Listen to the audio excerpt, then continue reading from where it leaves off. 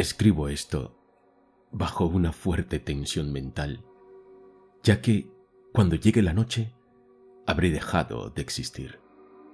Sin dinero y agotada mi provisión de droga, que es lo único que me hace tolerable la vida, no puedo seguir soportando más esta tortura. Me arrojaré desde esta ventana de la buhardilla a la sórdida calle de abajo. Pese a mi esclavitud a la morfina, no me considero un débil ni un degenerado. Cuando hayáis leído estas páginas atropelladamente garabateadas, quizá os hagáis idea, aunque no del todo, de por qué tengo que buscar el olvido o la muerte. Fue en una de las zonas más abiertas y menos frecuentadas del anchuroso Pacífico, donde el paquebote en el que iba yo de sobrecargo cayó apresado por un corsario alemán. La Gran Guerra estaba entonces en sus comienzos, y las fuerzas oceánicas de los hunos aún no se habían hundido en su degradación posterior. Así que nuestro buque fue capturado legalmente, y nuestra tripulación tratada con toda la deferencia y consideración debidas a unos prisioneros navales. En efecto, tan liberal era la disciplina de nuestros apresores que 5 días más tarde conseguí escaparme en un pequeño bote con agua y provisiones para bastante tiempo. Cuando al fin me encontré libre y a la deriva, tenía muy poca idea de cuál era mi situación.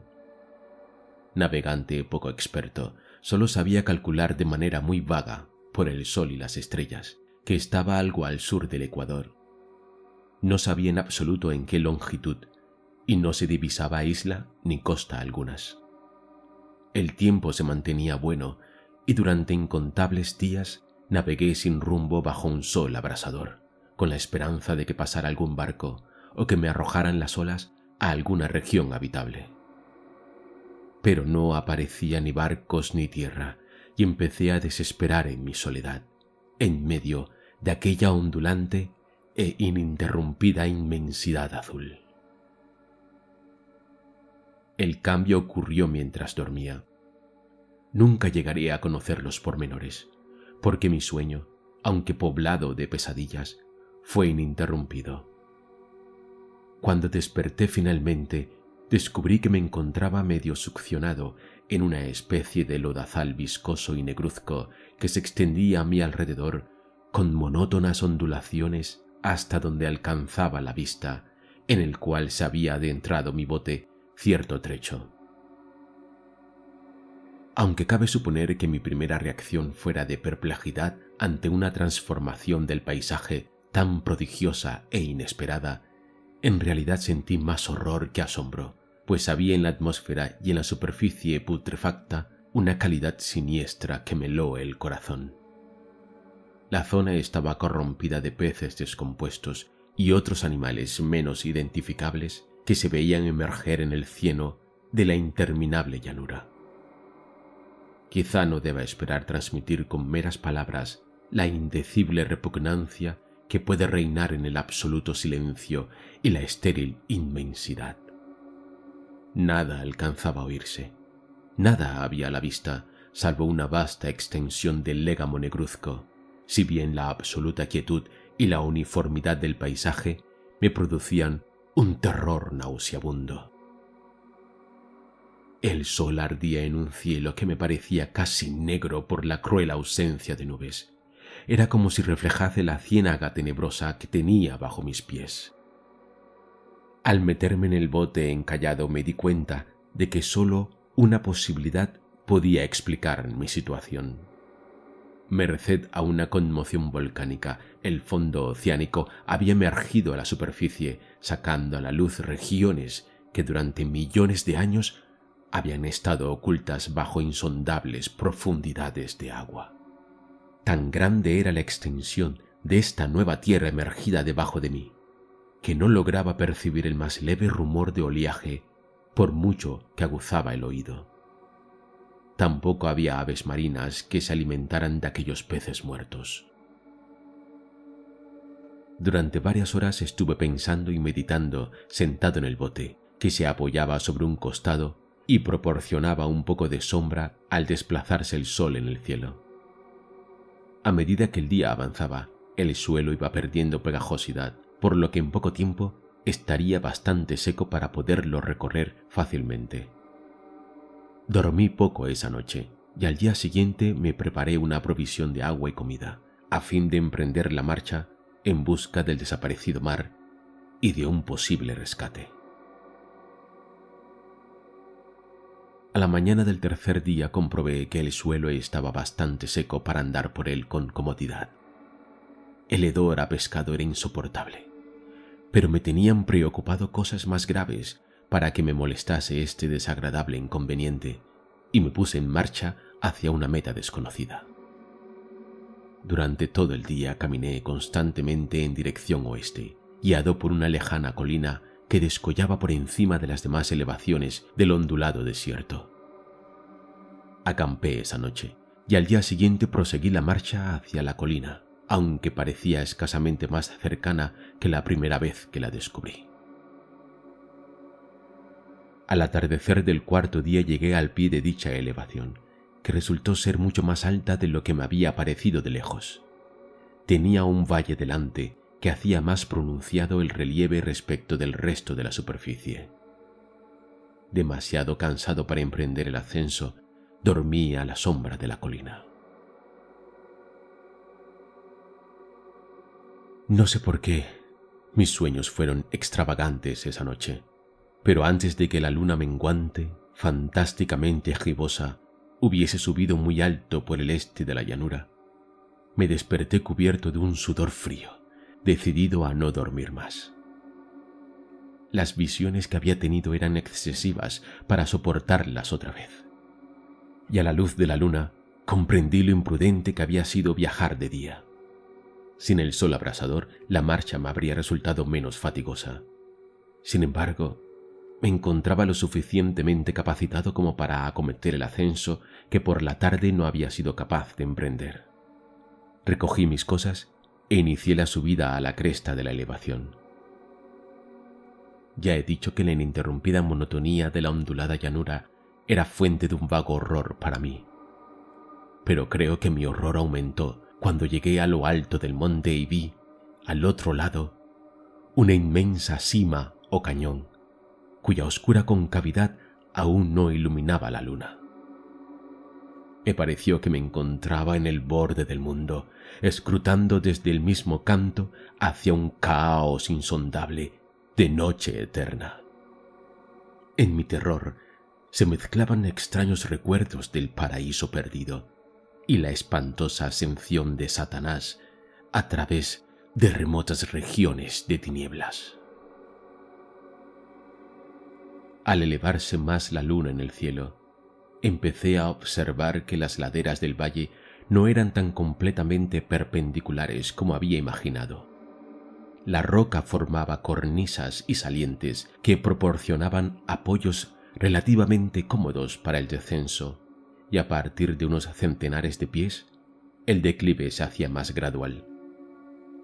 Movido por un impulso que no me es posible analizar con precisión, bajé trabajosamente por las rocas hasta el declive más suave, sin dejar de mirar hacia las profundidades estigias donde aún no había penetrado la luz. De repente, me llamó la atención un objeto singular que había en la ladera opuesta, el cual se erguía enhiesto como a un centenar de yardas de donde yo estaba, objeto que brilló con un resplandor blanquecino al recibir de pronto los primeros rayos de la luna ascendente. No tardé en comprobar que era tan solo una piedra gigantesca, pero tuve la clara impresión de que su posición y su contorno no eran enteramente obra de la naturaleza. Un examen más detenido me llenó de sensaciones imposibles de expresar, pues pese a su enorme magnitud y su situación en un abismo abierto en el fondo del mar, cuando el mundo era joven, me di cuenta, sin posibilidad de duda, de que el extraño objeto era un monolito perfectamente tallado, cuya imponente masa había conocido el arte y quizá el culto de criaturas vivas y pensantes. Confuso y asustado, aunque no sin cierta emoción de científico o de arqueólogo, examiné mis alrededores con atención. La luna, ahora casi en su cenit, asomaba espectral y vívida por encima de los gigantescos peldaños que rodeaban el abismo, y reveló un ancho curso de agua que discurría por el fondo formando meandros, perdiéndose en ambas direcciones y casi lamiéndome los pies donde me había detenido. Al otro lado del abismo, las pequeñas olas bañaban la base del ciclópeo monolito, en cuya superficie podía distinguir ahora inscripciones y toscos relieves. La escritura pertenecía a un sistema de jeroglíficos desconocidos para mí, distinto de cuantos yo había visto en los libros y consistente en su mayor parte en símbolos acuáticos esquematizados, tales como peces, anguilas, pulpos, crustáceos, moluscos, ballenas y demás. Algunos de los caracteres representaban evidentemente seres marinos desconocidos para el mundo moderno, pero cuyos cuerpos en descomposición había visto yo en la llanura surgida del océano. Sin embargo, fueron los relieves los que más me fascinaron. Claramente visibles al otro lado del curso del agua, a causa de sus enormes proporciones, había una serie de bajorrelieves cuyos temas habrían despertado la envidia de un doré. Creo que estos seres pretendían representar hombres, al menos cierta clase de hombres, aunque aparecían retozando como peces en las aguas de alguna gruta marina, o rindiendo homenaje a algún monumento monolítico bajo el agua también. No me atrevo a describir con detalle sus rostros y sus cuerpos, ya que el mero recuerdo me produce vahidos. Más grotescos de lo que podría concebir la imaginación de un Poe o de un Voltaire, eran detestablemente humanos en general, a pesar de sus manos y pies palmeados, sus labios espantosamente anchos y flácidos, sus ojos abultados y vidriosos, y demás rasgos de recuerdo menos agradable. Curiosamente parecían cincelados sin la debida proporción con los escenarios que servían de fondo, ya que uno de los seres estaba en actitud de matar una ballena de tamaño ligeramente mayor que él. Observé, como digo, sus formas grotescas y sus extrañas dimensiones, pero un momento después decidí que se trataba de dioses imaginarios de alguna tribu pescadora o marinera, de una tribu cuyos últimos descendientes debieron de perecer antes de que naciese el primer antepasado del hombre de Piltdown o de Neandertal.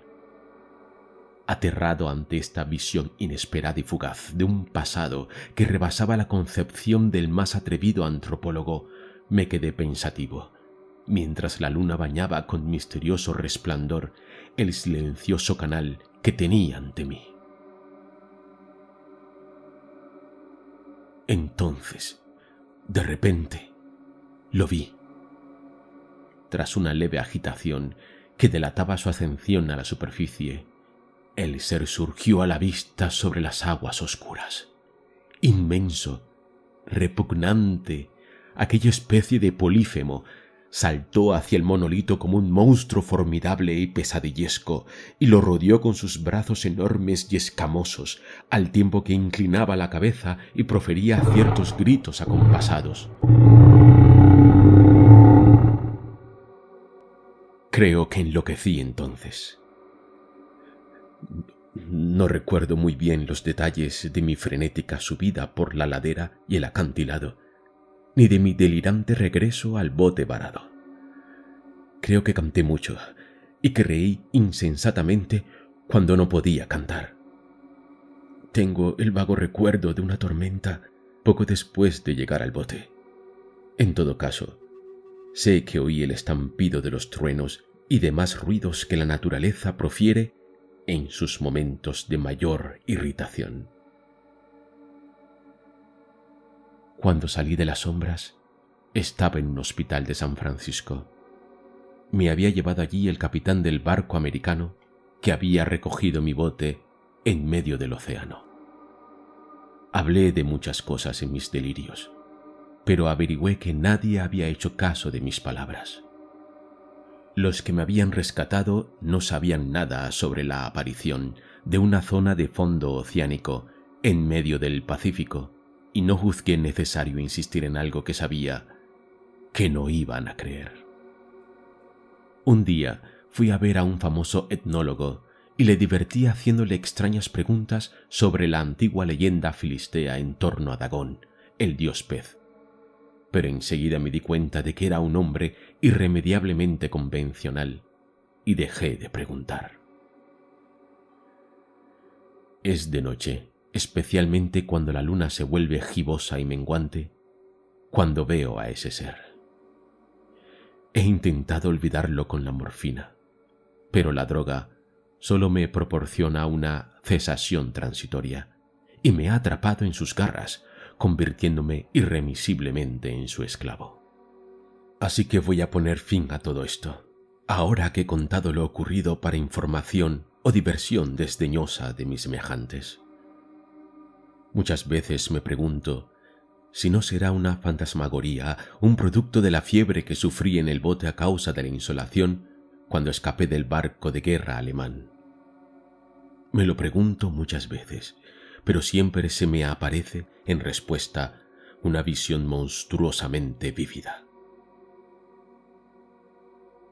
No puedo pensar en las profundidades del mar sin estremecerme ante las espantosas entidades que quizá en este instante se arrastran y se agitan en su lecho fangoso, adorando a sus antiguos ídolos de piedra y esculpiendo sus propias imágenes detestables en obeliscos submarinos de mojado granito. Pienso en el día que emerjan de las olas y se lleven entre sus garras de vapor humeantes a los endebles restos de una humanidad exhausta por la guerra. En el día en que se hunda la tierra y emerja el fondo del océano en medio del universal pandemonium. Se acerca el fin. Oigo ruido en la puerta, como si forcejeara en ella un cuerpo inmenso y resbaladizo. No me encontrará. ¡Dios mío! ¡Esa mano! ¡La ventana! ¡La ventana!